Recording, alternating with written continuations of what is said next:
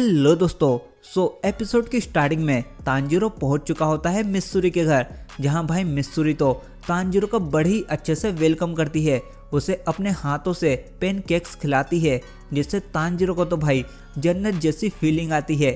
लेकिन इसके बाद मिस्सूरी उसे एक ड्रेस देती है और उसे पहनकर रेडी होने को कहती है। वहीं ट्रेनिंग रूम में बाकी के लड़के भी इस ड्रेस को पहनकर बहुत ही शर्माते हैं, लेकिन तांजीरो बहुत ही उत्साहित रहता है। यहाँ बेसिकली मिस्सूरी की ट्रेनिंग रहती है बॉडी फ्लेक्सिबिलिटी की, और जब वो एक लड़के के दोनों हाथ पकड़कर जब उसकी दोनों टांगों को एकदम से फैला देती है ना, तब तो भाई इसे देखकर बाकी तो क्या खुद तांजीरो तक की फटके हाथ में आ जाती है। लेकिन ट्रेनिंग तो करनी है, और मिस्सूरी के साथ ट्रेनिंग करने के बाद तांजीरो पहुंचता है सीधा ओबनाई के पास, जहां ओबनाई का पहले से ही तांजीरो पर दिमाग खराब होता है, क्योंकि कुछ समय पहले ओबनाई को मिस्सूरी की तरफ से एक लेटर मिलता है, जिसमें मिस्सूरी उसे बताती है कि तांजीरो कितना अच्छा और मेहनती है। मैंने उसे पेनकेक्स भी खिलाए, वो भी अपने हाथों से, मुझे तो वो बहुत पसंद आया। तो भाई ओबनाई को ये सब सुनकर जलन होने लगती है, जिससे हमें पता चलता है कि ओबनाई भी कहीं ना कहीं मिस्सूरी को पसंद करता है।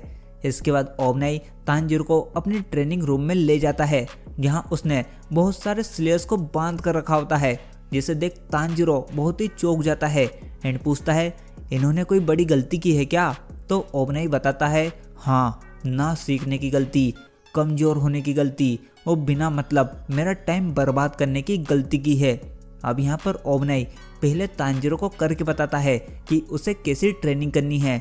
तो यहाँ पर ओबनाई ने इन स्लेयर्स के बीच में कुछ टारगेट्स लगाए हुए हैं, जिन्हें तांजीरो को हिट करना है, वो भी स्पीड में, बिना किसी को चोट पहुँचाए। तांजीरो बहुत ही धीरे धीरे बचा बचा कर टारगेट्स को हिट करता है, जिसे देखकर ओबनाई कहता है क्या यहाँ कोई मजाक चल रहा है क्या, इतना स्लो अटैक, चलो अब मेरे साथ ट्रेनिंग करो, और जब तक तुम मुझे अपने तलवार से टच नहीं करते तब तक तुम्हारी ट्रेनिंग चलती रहेगी।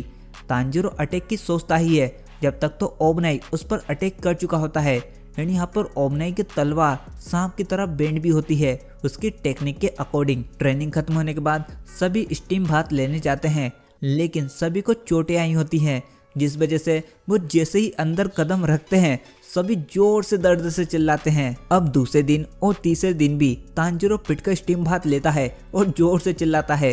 एंड चौथे दिन तांजीरो अब दिमाग लगाता है और इस बार वो सिर्फ ओबनाई के ऊपर ध्यान देता है। एंड फाइनली तांजीरो अपनी तलवार के अटैक से ओबनाई की थोड़ी सी जैकेट काट देता है, जिससे फाइनली तांजीरो की ट्रेनिंग खत्म होती है। लेकिन जाते जाते ओबनाई तांजीरो से यही कहता है कि मिस्सूरी से दूर रहना और उससे ज़्यादा बातें भी मत करना। अब इसके बाद तांजीरो पहुंचता है सानेमी के घर के पास, जहां उसे रास्ते में जेनेत्सु मिलता है, जो कि किसी तरह वहां से छुप छुपाकर भागते हुए आता है एंड तांजीरो को यहां से खुद को ले जाने के लिए बोलता है। तभी पीछे से सानेमिया जेनेत्सु की गर्दन पकड़ लेता है एंड उसे कहता है तुम्हारे पास दो ही चॉइस हैं, पहला या तो तुम मेरे हाथों मारे जाओ या वापस ट्रेनिंग रूम में जाओ। अब ये सुनकर जेनेत्सु और जोर से चिल्लाता है और बोलता है प्लीज़ मुझे जाने दो। तभी सानेमी उसे एक ही पंच में बेहोश कर देता है एंड तांजीरो को उसे अपने साथ लाने को बोलता है। तांजीरो सानेमी से कहता है कि अब मैं आपके पास आया हूँ ट्रेनिंग करने के लिए और मैं बहुत ही उत्साहित हूँ। तो सानेमी बताता है कि क्या मैंने तुम्हें अभी तक स्वीकार नहीं किया है। तो तांजीरो बोलता है तो क्या हुआ, वैसे मैंने भी आपको स्वीकार नहीं किया है क्योंकि आपने नेजुको को मारने की कोशिश की थी। ये सुनकर तो सानेमी की ओर सटक जाती है। खैर ट्रेनिंग में सानेमी सभी स्लेयर्स को अच्छा खासा धो रहा होता है, और ये देख तांजीरो समझ जाता है कि क्यों जेनेत्सु यहाँ से भागने की कोशिश कर रहा था। यहाँ तांजीरो यही सोचता है कि इससे अच्छा तो ओबनाई था, जो कम से कम शाम को आराम तो करने देता था, पर सानेमी तो तब तक नहीं छोड़ता जब तक सामने वाला खून की उल्टी ना कर दे या बेहोश ना हो जाए। वहीं जेनेत्सु उठकर तांजीरो को इतने गुस्से में देखता है मानो वो उसे अभी ही जान से मार देगा। खैर तांजीरो की भी ट्रेनिंग स्टार्ट होती है और सानेमी पहले ही दिन तांजीरो का मार मार कर कुछ ऐसा हाल कर देता है। अब ट्रेनिंग के बाद तांजीरो अपने कमरे में जा ही रहा होता है, तभी वो गेन्या को देखता है, जो कि अपने भाई से बात करने की कोशिश करता है। पर सानेमी साफ साफ गुस्से से कहता है कि कितनी बार कहा तुम्हें, मेरा कोई भी छोटा भाई नहीं है। तांजीरो यही सोचता है कि हम भाई बहन तो बहुत ही मस्ती करते थे। सानेमी गेन्या से बोलता है कि तुम्हारे अंदर कोई भी टैलेंट नहीं है, तुम यहाँ डीमन कॉर्प में रहने के लायक नहीं हो, ना ही तुम्हें कोई ब्रीदिंग टेक्निक आती है, तो यहाँ से चुपचाप चले जाओ। एंड वहाँ से जाने लगता है।